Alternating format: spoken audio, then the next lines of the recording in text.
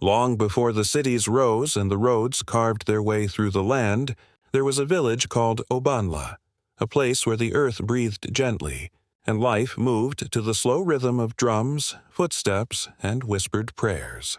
The people of Obanla lived between river and forest, the river that gave them life and the forest that watched them closely. The river was called Odo Ndu, the water of life. At dawn, women with bright wrappers tied around their waists came to wash clothes and draw water. Children played along its banks, chasing tiny fish, their laughter echoing across the valley. And every evening, as the sun dipped behind the hills, the men cast their nets, singing songs passed down from the ancestors, songs that seemed to carry the spirits themselves. The forest on the other side, however, was another story. The elders said it was older than memory, a place where spirits walked without shadows, where ancient trees leaned forward listening. Though firewood and fruits were gathered from its edges, no one ventured too deep.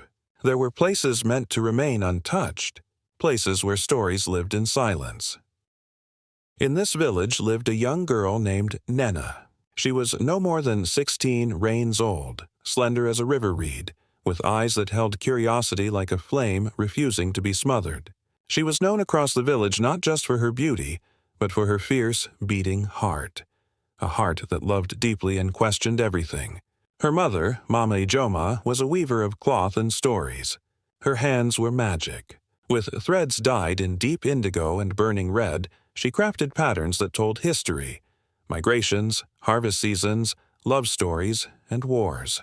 People traveled from neighboring villages just to buy her cloth, but more than her skill, they loved her for her softness, her way of speaking to everyone as though they mattered.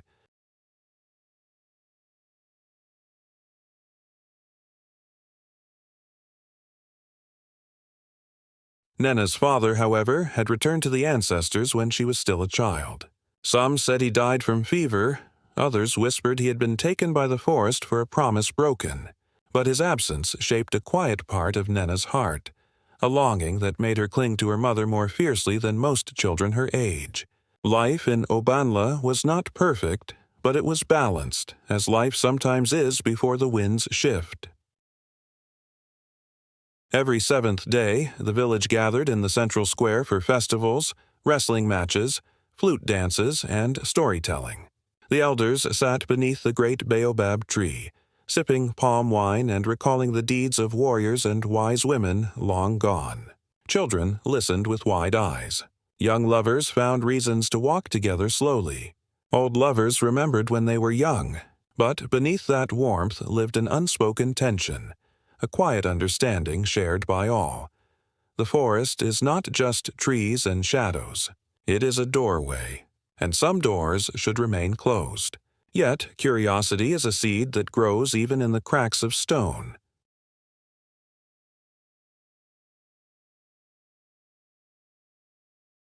Nnenna had always been drawn to stories about the forest. Whenever an elder spoke of spirits or when the drummers played rhythms said to summon ancestors, her eyes would shine. Some believed she had a calling. Others believed she simply did not fear enough. Still, no one worried, until the sickness began. It started quietly. Mama Ijeoma woke one morning unable to stand. Her breaths came light and thin, like a candle flickering. The village healer was called. He burned herbs, chanted prayers, laid hands upon her chest, and listened to the earth for answers. But the illness did not speak his language. He said the sickness was not of the body, but of the spirit.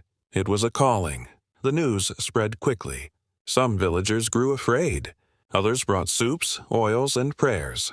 And Nnenna never left her mother's side. She washed her, combed her hair, whispered stories back to the woman who had once told them.